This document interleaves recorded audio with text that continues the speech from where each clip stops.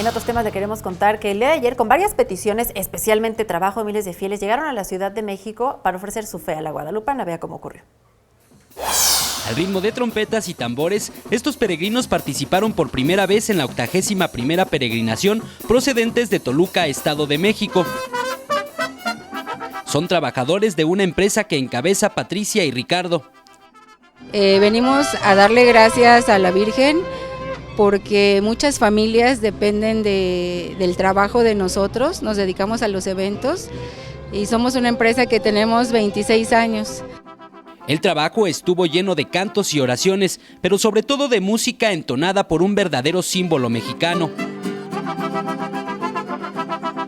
Al tomar un breve descanso sobre la calzada de Guadalupe, los peregrinos platicaron a Capital 21 algunas de sus peticiones.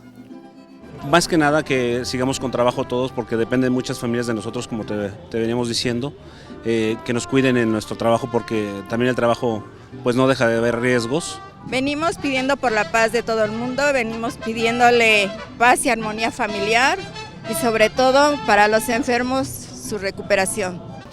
Pidieron que también a los gobernantes mexicanos les vaya bien para recuperar la paz y la tranquilidad en el país.